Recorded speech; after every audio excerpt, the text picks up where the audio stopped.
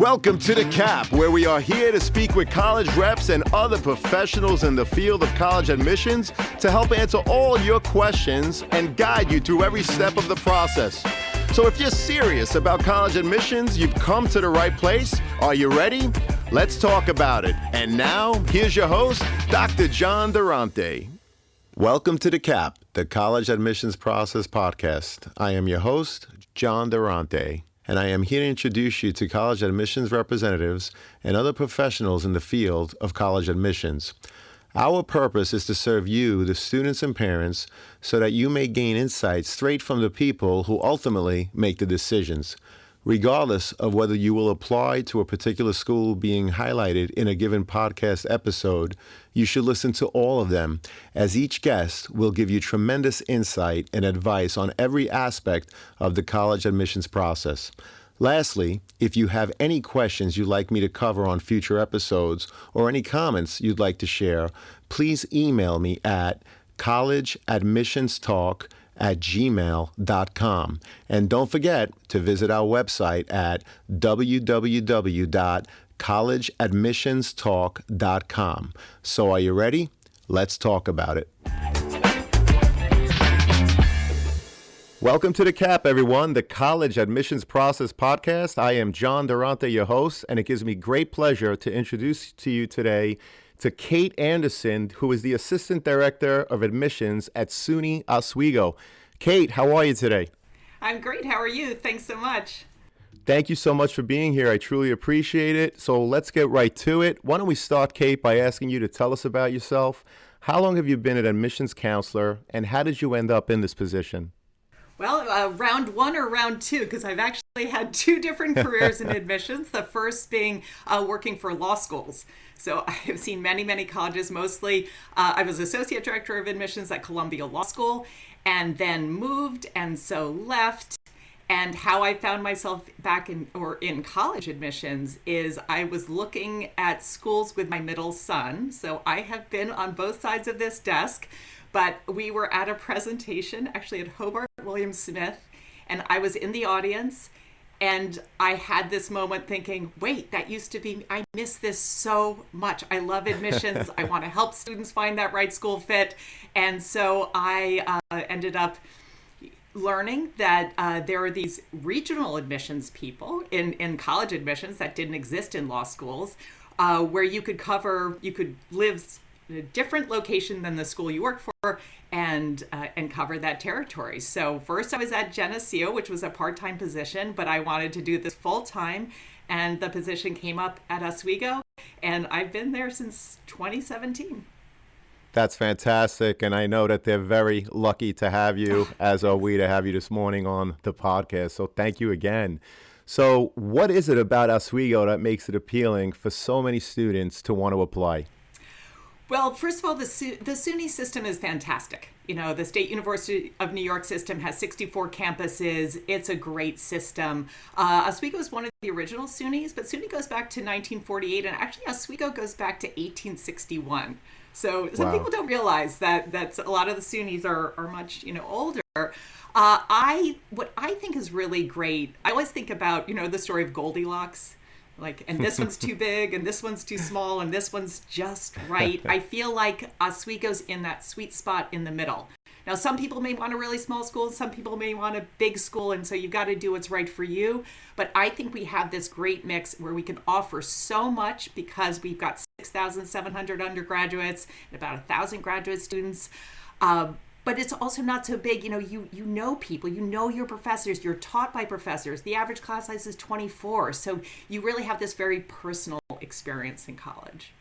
Well, thank you for that introduction. Much appreciated. So how many applications do you review a year, and which region do you represent? So I cover Long Island, so Nassau and Suffolk County. For Oswego, that's about 17% of our students usually. Wow. You have a lot of schools upstate, and you'll have a lot of great students downstate. We'll get about 14,000 applications a year. I read most of the Long Island ones, but some of my colleagues read them too. We read a lot. There's that reading season. But I mostly am responsible for Long Island. Fantastic. Can you walk us through the process of how you evaluate so many applications? Are there, for example, teams of people representing different regions? If so, how many applications is each group reviewing? People always ask me about the actual application evaluation process, so any insight you could provide, Kate, would be truly appreciated. It's an excellent question because it really is done differently at different schools. Some schools review only by committee. Some people have individual decisions. Some people have every application read by at least two people. So it depends. We mostly individual counselors will make decisions, but we do have committee review. So when there are applications that we're not sure about, we'll discuss them as a group.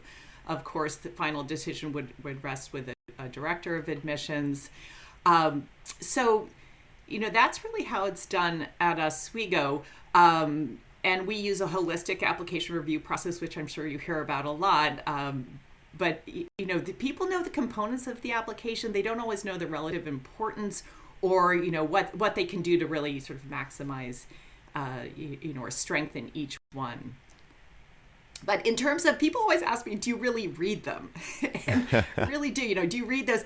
And every single piece is important. You learn to read quickly. You don't have very much time. People think we spend 30 minutes on an application. I wish we could. We'd never sleep. Which is why it's fine if a letter of recommendation has bullet points. Just give me the meat. But you'd spend what do you have, 5 to 7 minutes on an application generally? Well, we appreciate that insight, and you're right. It is different in every school, and so many parents and students are just so curious about what is it exactly that happens behind the scenes. So again, we appreciate that. How is the sausage made? Exactly. So what is the average profile of the current freshman class in terms, of course, of their GPA and any other related data you collect, such as SAT or ACT scores? Mm-hmm. Well, we went test optional for the first time last year. I'm sure we'll talk more about that. But this year's entering class, our median grade point average was a 91. On the SAT, the median was an 1190, and the median on the ACT was a 26. Now, this is important to sort of focus on for a minute because we had a jump in our test scores this year. Great. So historically at Oswego, our median ACT, so that's the point at which half the students are below that and half the students are above it. Our median ACT is generally a 24, and on the SAT it'd be around an 1150. So all of a sudden it jumped. So for families out there, don't freak out.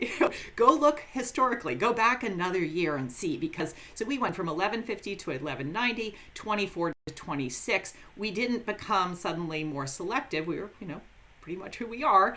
But who sent us scores? That was self-selective, right? Sure. Only the students who sent scores were happy with their scores and knew that their scores would help them. So there was this sort of jump.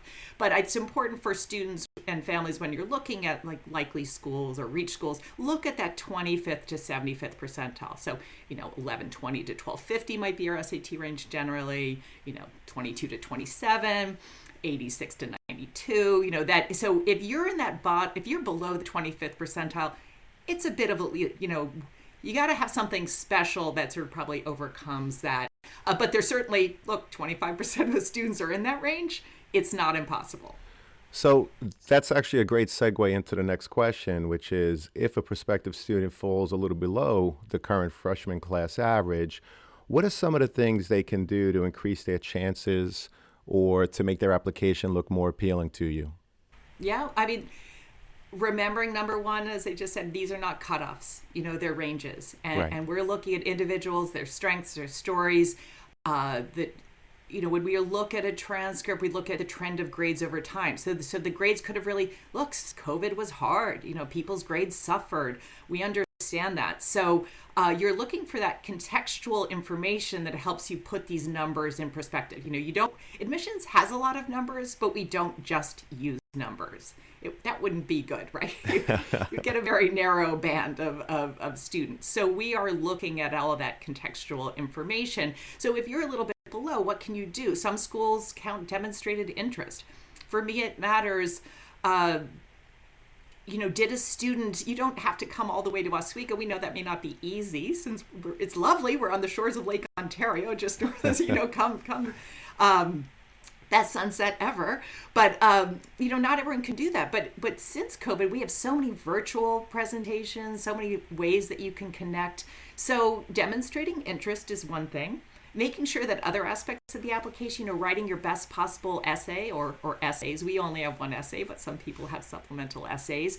Asking the right people to write your letters of recommendation, strong performance senior year, or taking those tests again. I mean, there's a limit to standardized tests. You don't want to take these 4 times, but taking them 2, maybe 3 times is reasonable. So look at what you can still control, what is within your power, and focus on those elements. Well, that's great advice, Kate. Again, thank you so much. I know Oswego is test optional. However, I was curious, does leaving out the test scores have an effect on financial aid awards on the merit-based side? I understand that need-based financial aid, of course, is the FAFSA form and CSS profile where applicable, but I'm wondering if there's a disadvantage in terms of getting merit-based scholarships if a school like Oswego is test optional. It's a great question, and one that we get a lot. Yes, we use the FAFSA, and also, students apply for TAP, the Tuition Assistance Program in New York State.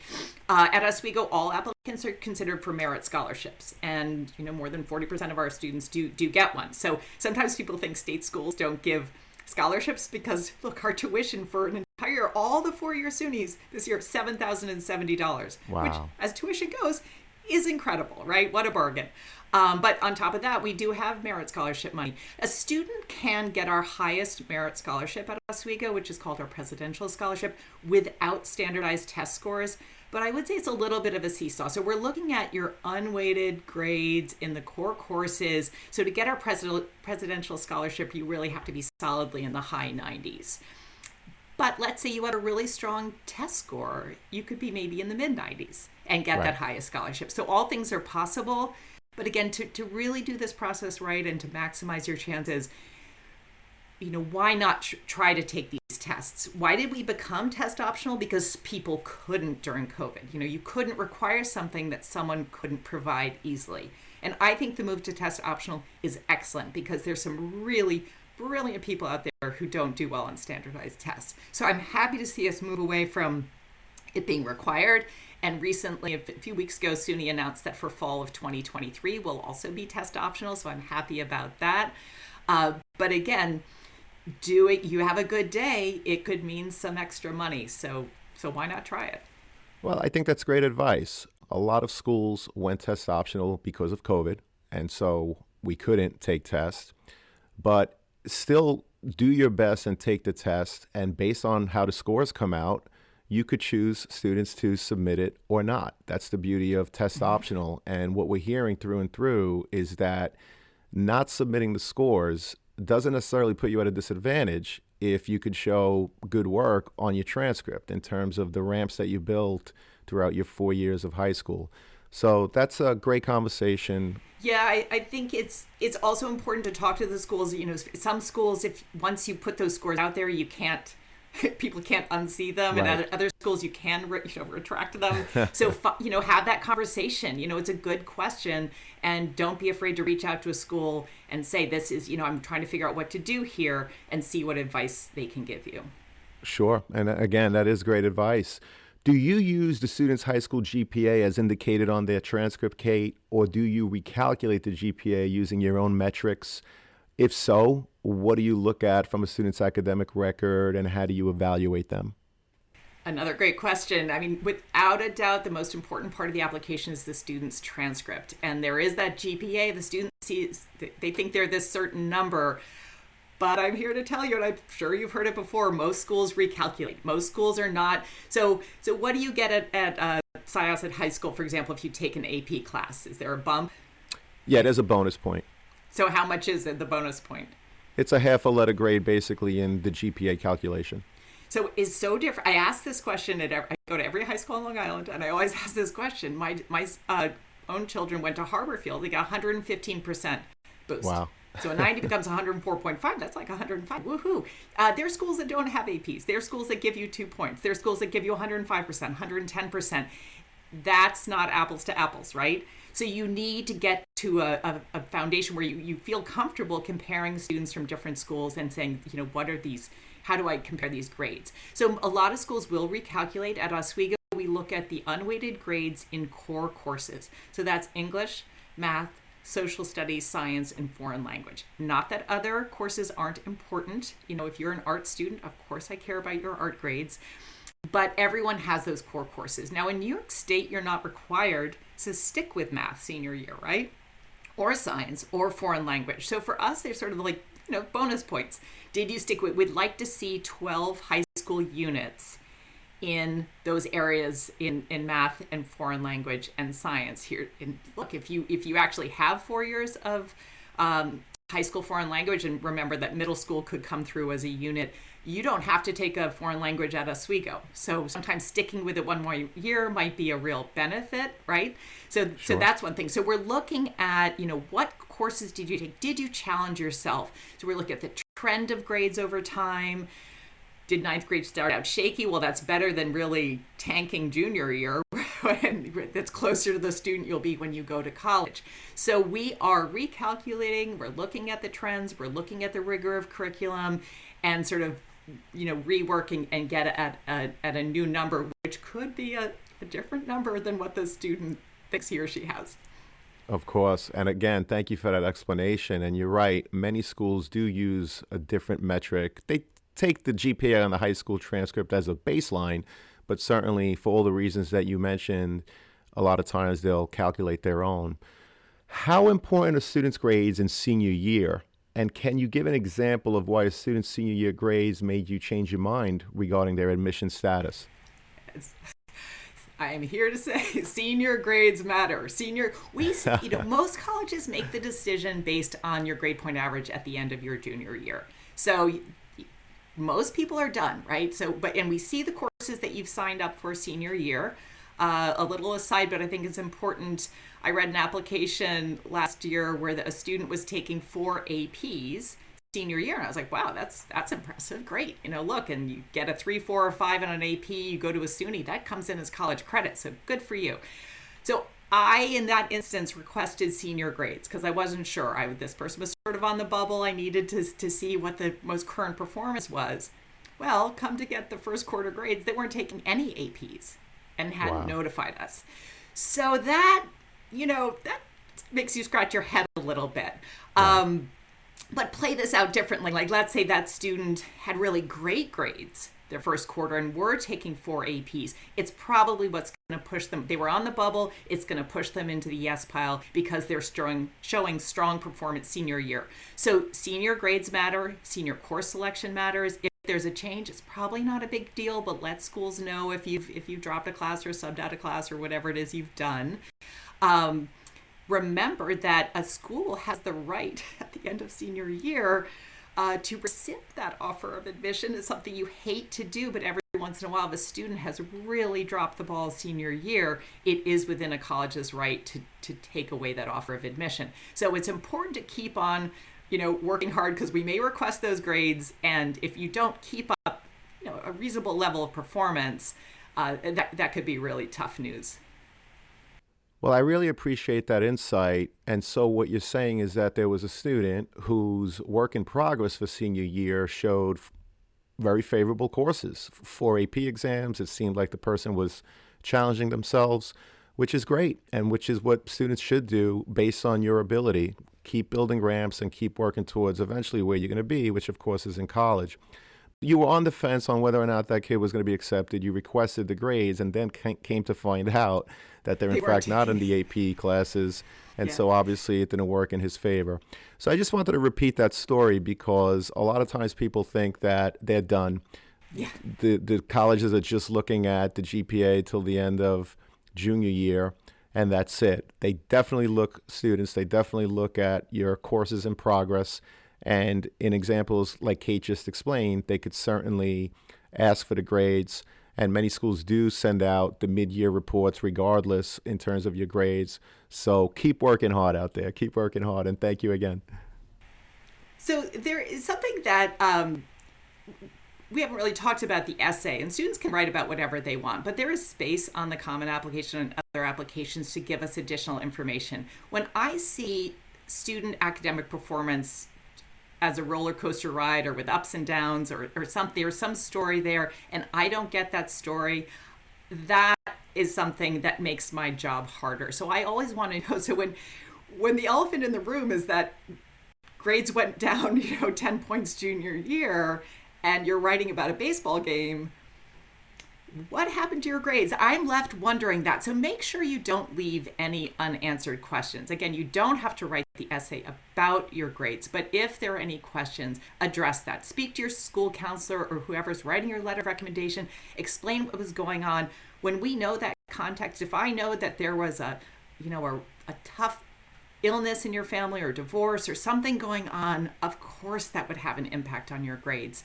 But just make sure that we understand and don't leave us scratching our heads and wondering what the answer is, why this is happening. I think that's great advice.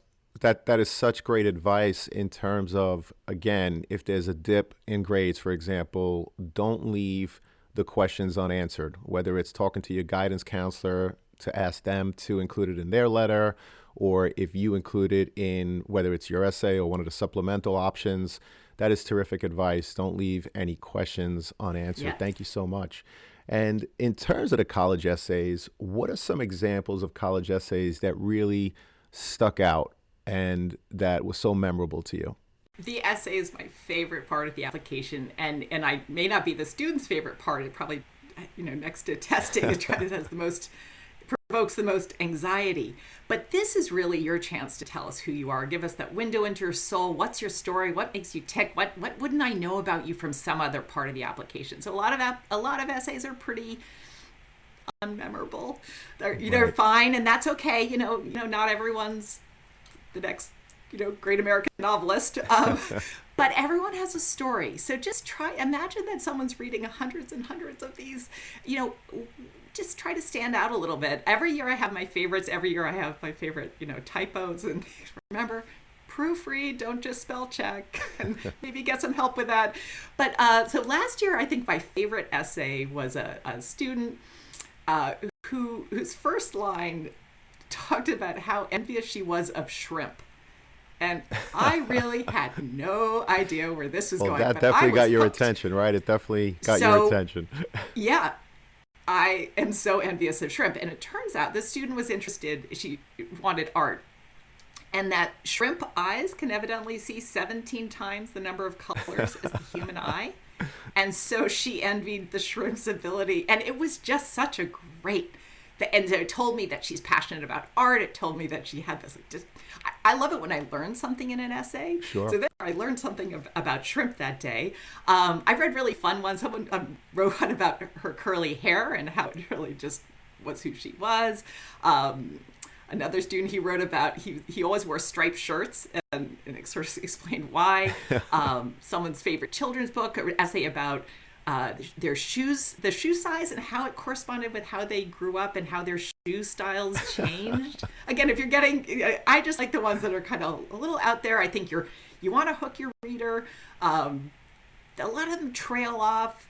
You do not need your last line to be, this is why I want to go to college. We know you want to go to college. You reply, I'm reading your college application. A lot of them end with quotations. So I always say, don't let someone else have the last word. We want to hear from you. We want you, the real you who's 17 or maybe 18. You don't need to have a thesaurus. A lot of times students seem to stick in these big words. So again, just make it sound like, tell us your story. And it's okay to sound like you, who you are. That said, you're not texting me, so please capitalize I and other conventions of mine, because we are looking for this to be, your strongest writing. College writing is not something you do the night before, right? And every college has a writing center, and writing is an iterative process where you have a draft and then you make another draft, and every time it gets a little better. At some point you got to say you're done with it, and I know that's probably the big stress with a college essay. When are you done? But those prompts are out there early. Students, I think, should read them, and just at some point, some idea will bubble to the surface, and they'll know that this is what I want to write about. Well, thank you for sharing so many clever ideas. I love some of those. I did not know about the shrimp and their eyes, so you learn something every day. I didn't check it. I wonder if it's true. We'll just assume it's true, right? But who knows? Yep. But let me ask you, a student's activity sheet is another piece of their application. What are the kinds of things you are looking beyond the work they completed in class? Students, we're always interested in how you use your time. You spend a lot of time in school, and you may have after school activities, but you may also have a job or you may have responsibilities at home. We're interested in all of it. We all have a certain amount of time. How did you use yours? We are pretty savvy if we all of a sudden see that 12th grade you signed up for 10 clubs and you've never been in a club. That's not going to help your application. We're looking for real interest. We always say it's quality over quantity. So I'd rather see someone who's passionate about soccer or art or playing the tuba or whatever it is. And you don't have to have a million things. Not every student needs to be the chess playing bilingual quarterback who also plays the trumpet or whatever. We're looking to create a campus filled with all kinds of different people who have different strengths and different interests. But it's kind of a good proxy. If you do something in high school, you're probably going to do it. In college, we have 200 clubs and organizations. We want people to be in them. At Oswego, we have 24 Division III varsity sports. We want people on those teams. We want people in debate club. We want people doing all this. So when we see what you do in high school, it's important to us, and it is, it can be something that interests us in you based on what you do. So there are 10 spots on the Common App. For some people, that's plenty. For other people, it's not enough. Obviously, doing Relife for Life one day is different from your job you go to 4 times a week. So put them in order of importance, but you can always attach a resume or activity sheet. And sometimes students forget to include things that they do outside of school, because they have to take care of a grandparent or get their younger siblings off the bus. So, but that might not be a job that you get paid for, but it's a job, and I'm sure you'd rather be in a club. And I know, one of the great things about college is, if you're an athlete in high school, you can't be in clubs, right? If you're 3 sports, because they meet at the same time. Good news, college, you're there 24/7. If you go away to school, there's no, or you can do it all. So for some students, and I think this is important, in COVID, there were a lot of people who had great activities that got canceled, and they were disappointed. So what do you do with that? Well, tell us what you were going to do, because that's interesting and impressive. You got that internship. Wow. Too bad it got canceled. But then what did you do? So I was interested in last year to see the students who said, well, I built a computer. I helped my elderly neighbor walk her dog. I learned another language on Duolingo. That shows kind of inner resources and someone who took a bad situation and turned it into something positive. That's great advice. And you mentioned student athletes a couple of times in your answer, which is a great segue to my next question, which is, what about students aspiring to play sports in college? What advice do you have for prospective student athletes in terms of making their intentions to play known? So athletics are a big part of lots of campuses. I mentioned we have D3 sport. I played in college. I think I never thought I'd be able to, but I did. 2 of my sons played. One of them went through the whole recruiting process. So the first thing, and depending on the level you want to play, you have to be really familiar, of course, with the NCAA rules. And so every guidance office has that link. Pay attention to it. Athletes actually do need to take at certain levels a standardized test, right? So you don't want to be out of the running because you didn't understand the rules. There are blackout periods for D1 and D2 where you can't reach out to coaches. But Oswego's D3, so I'll focus on D3. You can reach out to our coaches anytime. We have recruit questionnaires, and I don't think that's unusual. Most schools do. So if you go to Oswego's website, and you'll see there's a recruit sheet for women's tennis and men's swimming and diving. And so you would fill that out, and it has your statistics and some information about you, and the coach gets that. And so that's one way that anyone who's interested. So coaches do recruit even at the Division III level. Sure. We recruit. We just are not allowed to give money for athletics. We give money, merit scholarships based on academic performance. And but we do recruit, but at D3 there's also walk-on tries. As I said, I didn't think I'd play, but then I saw the tryouts, and I ended up and I played volleyball all 4 years, and it was great. And I think it's a great thing on your resume, and I think it's something that, again, in college you also have lots of time. I would say, you're in high school. By the time Tuesday's done, they've been in class at Syosset High School for more than 15 hours, right? Yes. Well, in college, an entire week, you probably have 15 hours of class. Right. So think of that time and what you can do with it. So for a lot of students, the athletics are really important. Reach out to coaches. They are often very busy. If you send an email the day before the playoff game, you are not hearing back. And you may need to send the email a couple of times. I'd say I've heard athletic directors say, be persistent. Sadly, there are way more people who want to play sports in college than there are spots. For us, we have very competitive ice hockey, and there are a lot more people who are hoping. But we also have a great club team, so there are options. They're just, it's like high school. I'm sure it's the same way. Yeah, there's many options, and that's great advice again in terms of going to the website and filling out related materials. I also want to mention that all of those materials, Kate, we could put them into the show notes. Anything that you want to include from the admissions office, athletics, financial aid information, Great. Anything that you can provide, I'll gladly put them in the show notes for people to see later on if they wish to see them. Yeah. That's great. I mean, I know also athletes often have their highlight reel that they send. Depending on the sport, Yes. You might have that, and also share their game schedule with coaches, so that if they're on the road, they may be able to see them. Yes, of course. And thank you so much for adding that. So my last question is going to be, what are the 3 top pieces of advice you would give a student and their parents who are getting ready for the college process? So I may have 4 pieces of advice. I think number 1 is to cast a wide net. There are so many great colleges out there. I find a lot of students on Long Island or kind of have blinders on, that they'll all apply to certain schools. And think about it, though. If everyone from Syosset applies to UVM, are they all getting in? No, they're not going to do that.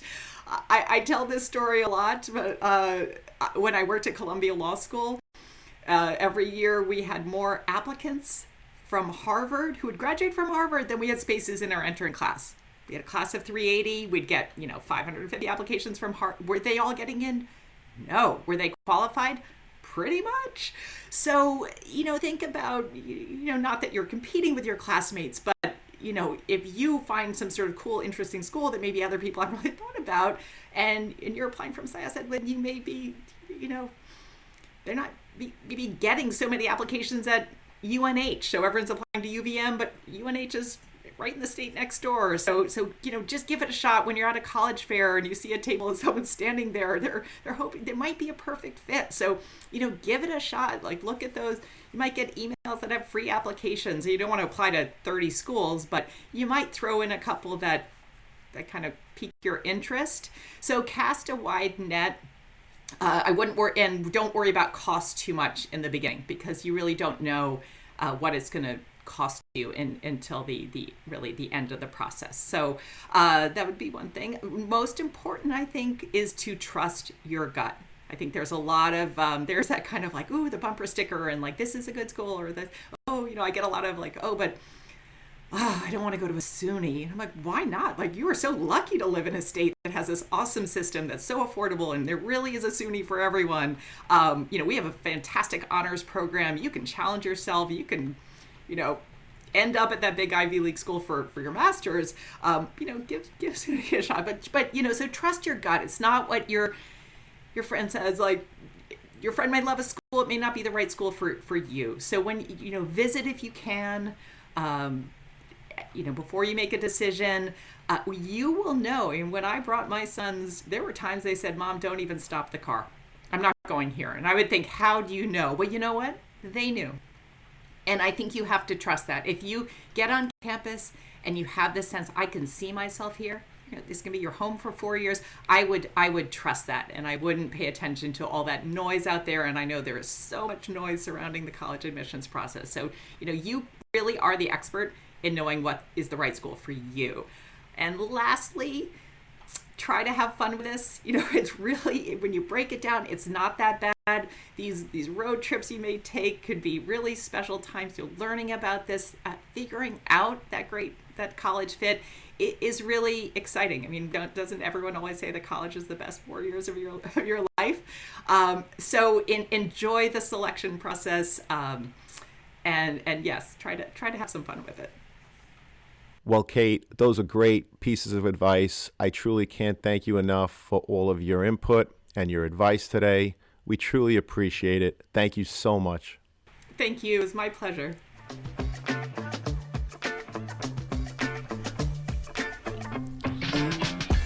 Thank you for joining us on this episode of the CAP, the College Admissions Process Podcast. We hope you enjoyed the show.